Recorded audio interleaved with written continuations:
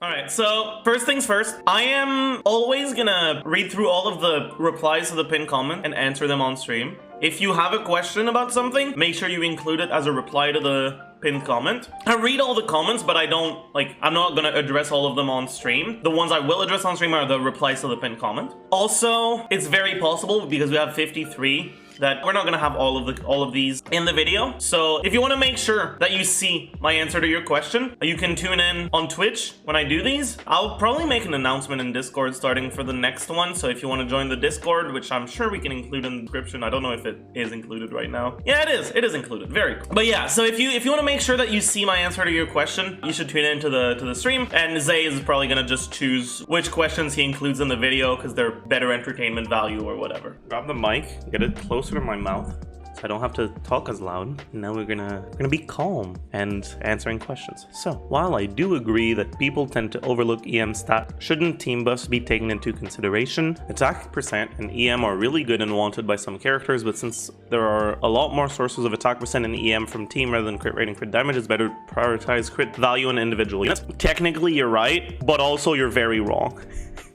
It's true that units will generally want crit rate more than attack percent and EM because it's easy to get a lot of it from external buffs rather than artifact stats. But the main problem is that people often use that as justification to run a piece with like 10% crit damage instead of a piece with like 10% attack. The stat balance in this game makes it so that 10% crit damage is like, actually it's less. Okay, let's say 15 instead. 15 is better, is a better breakpoint. So 15 crit damage is like 2 rolls of crit damage, and 15 attack percent is 3 rolls of attack percent. And in a lot of situations, even with external attack buffs, those 3 rolls of attack percent are going to be better than 2 rolls of crit damage. Yes, technically, crit value is better than attack percent and EM most of the time. There's still situations where EM and attack percent are better. Practically, again, I'm pretty sure I mentioned this in the video, but you don't get to choose which stats your artifacts roll into, which means it's very possible you find yourself having an artifact with really higher quality like rolls, but with like 2 of them, versus lower quality rolls, but like with 7 of them.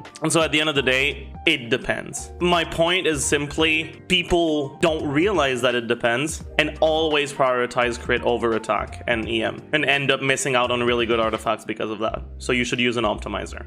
Sort of a follow-up to your conversation about Blacklift weapons. I don't want to invest my star glitter there. Then where should I be investing it? Character or additional wishes? It's a pretty nuanced question because it really depends on what you want. My general recommendation would be character constellations. Exclamation mark, it depends, yeah. But 4-star constellations will progress your account strength, but they don't progress your wish counter. And so if what you want out of the game is to get access to whatever new 5-star you like and you think is fun, then maybe ditching a little bit of character strength by not going for character constellations in order to be able to reach that pity counter earlier is going to be worth it for you. The general min-maxing recommendation I would give is just go for character constellations, especially like when it's the good characters. Unless it's KA, yeah, true, right? If you want KA constellations, you're not going to get them from banners probably, because you can only get it from the standard banner. You can't get it from character banners. Same for Amber and Lisa, if for some godforsaken reason you want to C6 them. But yeah, like generally, I would only go for wishes from Star Glitter if you only care about 5 stars and you care about having a lot of 5 stars more than you care about account strength.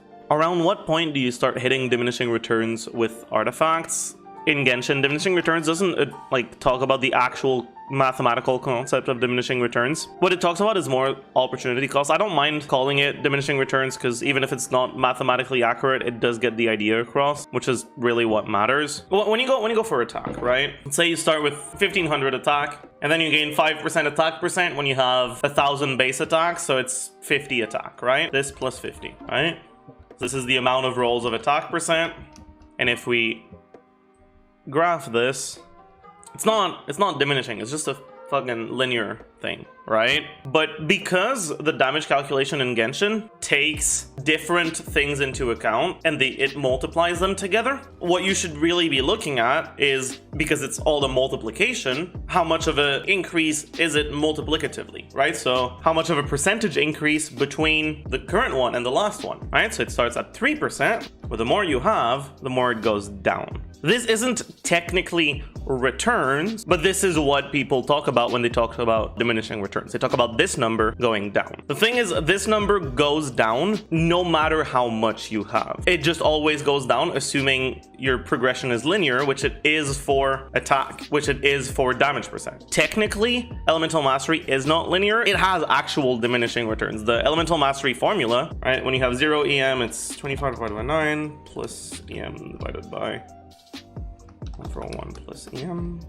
Right. If we look at the damage multiplier versus your Elemental Mastery and we graph that, it is actually, like, it's not linear. It is actual diminishing returns. And then if you look at the percentage increase between each of them, as you can see, compared to the attack, it starts higher, but like it goes down a lot faster, right? It goes down hella fast because it is actual diminishing returns, or mathematical diminishing returns. Yeah, so technically that diminishing return starts as soon as you start getting stats. But really, it doesn't matter. You're gonna get diminishing returns on most of your shit. Just don't only stack one thing and you'll be fine. Like, obviously, if you have 4,000 attack, getting more attack isn't ideal. If you have 1,000 EM, unless you're like a character that actually scales only with EM, like Kazuha or Sucrose, right? If you have like 1,000 EM on Hu Tao, you're doing something wrong. Don't overstack too much on any given stat and you'll be fine. Is crafting Iron Sting for Kazuha worth? It can be. My biggest problem with Iron Sting on Kazuha is that it has a lot of alternatives. And if you have one of the other nice weapons for him, there's not much of a point to crafting it. For example, I use Favonius on Kazuha, and I would not use Iron Sting if I had it. I would stick to Favonius. Favonius is an incredibly good weapon on Kazuha, provided you have enough crit rate to get the effect off effectively. Or not effectively, but consistently. It can be fine to have it. I would not refine Iron Sting on Kazuha, because you're generally not building a lot of attack and crit on him because you're focusing on EM, which means you have less other numbers to multiply that damage percent bonus, right? And the damage percent bonus does not apply to the swirl damage. So overall, I would say if you have Favonius and like at least 20-ish% crit with your EM's artifacts, nah, it's not really worth crafting. If you don't, and you have like the Dark Iron Sword that you can get from a certain vendor in Leeway, I think it's this. Yeah, it's this guy, right? I already have it, so I don't think I can get it again, but it's one of the dialogue options. He gives it to you. It's this one. Well, when you get to max level, it doesn't have that much less EM than Iron Sting, so it's like, it's not a massive difference, honestly. Albedo Flower gets destroyed almost immediately in boss fights in the Abyss. Any tips on how to avoid it? Yeah, you have to aim it backwards, basically, right? Boss hitboxes often make it so you can't spawn constructs under them. If you try to do this under a boss, I'm sorry, doggos. If you try to do this under a boss, it's gonna despawn it. Yeah. All right. Like if you do this, it's just gonna despawn. And so what you want to do is Albedo's Flower is an auto target. It goes like towards your character. So you just make sure that you're not aiming it on the boss, and you'll be fine. Okay, so this is the question. It's about the damage potential metric that people have been using. I don't like that metric at all. It can tell you some useful things, but at the end of the day, when you use it in a video, it's gonna mislead people more than anything else. Damage potential, characters that have different stats on which they scale and a different amount of stats on which they scale will have a different curve when it comes to approaching their damage potential based on investment. Two characters could have the same amount of investment, but one of them is at a higher amount of damage potential, because like the way that their stats scale means that they hit harder diminishing returns, right? Like for example, a character like Kokomi. Kokomi scales off of HP percent, flat HP, attack percent, flat attack, hydro damage, and healing bonus. Realistically, hydro damage is a stat you're not really stacking, you just get some and then that's it, so you can mostly ignore it, and same for healing bonus. So the substats on which Kokomi scales are HP percent, flat HP, attack percent, flat attack. Because of the way that her scalings work, that HP percent and that attack percent, or that HP stat and that attack stat, they're just getting multiplied by different things and just getting added together. It's not like you're getting HP and then crit that can multiply that HP. You're getting HP and then attack, and then they're added together. What that means is, let's say you get attack and you get crit multiplier, and they're getting multiplied together. If you get to 50% of the attack you can get and 50% of the crit you can get, you're at 25%, right? But if you got attack and HP instead, you get 50% of the attack you can get, you're at 50% of the HP you can get, well, you're at 50% of the total. 50 out of 100 attack, 50 out of 100 HP, and so you're getting 100 out of 200, which is staying at 50%. Because the stats aren't getting multiplied together, what ends up happening is at equal investment, Kokomi will reach higher damage potential compared to her overall like possible damage output. In other words, Kokomi requires less artifact investment or less good artifacts to get closer to her damage ceiling. Kokomi gets to her damage ceiling earlier, which means that her damage potential stat will be higher. And unless you're already aware of the potential things that can affect that damage potential stat, just looking at it to try to make your decisions on which character to invest into, which character is already good enough, it's just gonna mislead you more than anything else. If your character is not bursting off cooldown, is there such a thing as too many ER rolls compared to trading it? I assume you mean for more damage.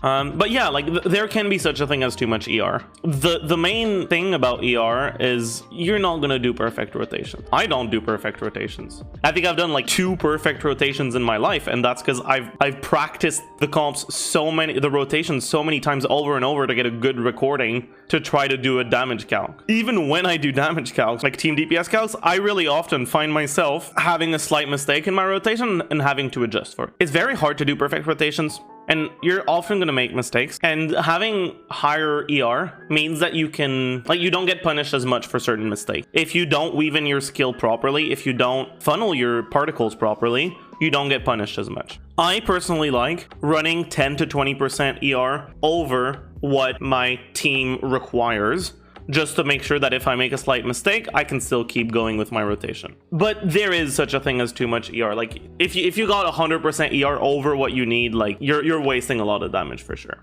How far does a free-to-play Kazuha without Freedom Sworn edge out TDS Sucrose and non-amp reaction team? It really depends. There's teams where when you wouldn't use TTDS, you'd use Sac Frag Sucrose, and she would do better than Kazuha, namely in like certain taser teams, just because she can swirl with auto attacks, which means that if you keep her on field, units that don't need to be on field, you can get a lot of damage out of her that Kazuha wouldn't be able to do unless you have C6. Taser teams aside, when you're looking at something like a Raiden Hyper Carry, it is a pretty big difference because Kazuha's burst is really easy to infuse with the right element, which means that really often what you're going to end up having is you're going to have a pyro infused Kazuha burst, and you're getting a lot of damage out of those overloads because the enemy is going to be affected with electro. That pyro infusion is going to hit them. You're getting a lot of damage out of that, which is really, really valuable. Sucrose's burst is really difficult to infuse properly, but then even if you do, her energy generation compared to Kazuha is a little bit scuffed, and her burst cost is higher. And so Kazuha is just basically always better. Sucrose is like still fine in those teams. She's just like relatively significantly worse. Not really a TC related question, but which character do I think has the best / most interesting kit, and what kind of playstyle do I hope to see in a new character kit in the future? Who's the most interesting character kit? I'm sure I've thought about this before, but my brain is I think Ningguang has the best kit. Ningguang's kit is quite nice. I think the biggest problem with Ningguang is that her C2 should be an Ascension passive. I think that's somewhat of a design flaw. I think it's Beidou. Beidou's counter just feels incredible to use. Oh my, I think I just hit my mic with my headphone. It just feels incredible to use, but also the concept of lightning jumping between enemies, it's just everything about her just feels really nice. It feels like actual lightning, right? It's very well designed. I like it a lot. So it'll probably be Beidou. What kind of playstyle do I hope to see in a new character kit in the future? I want a Shatter carry, but we're never getting that because Shatter's too bad. What I want is I want a character that gains 3000 elemental mastery as like an Ascension passive, but their multipliers are so dog shit that you can't really use them as a Vapor Melt carry. And like a cryo unit so that they can't really take advantage of electro charge either. I want a cryo unit that gains like 3000 elemental mastery and with multipliers so dog shit that or actually with not a single ability that deals cryo damage. A physical Shatter carry. There's quite a few ways to buff attack speed, and there's certainly more coming in the near future. Suska. What do I think about attack speed? How effective is it? Who are the best units to utilize attack speed? Attack speed is a dog shit stat. The main problem with attack speed is it affects animation speed, but not hit lag. Which means that any character that has hit lag on their attack, right? Let's say I'm heading to the only place on the map where I know there's a shield mid-churl. When I don't have burst, right? That's the speed at which I attack. When I have burst, okay,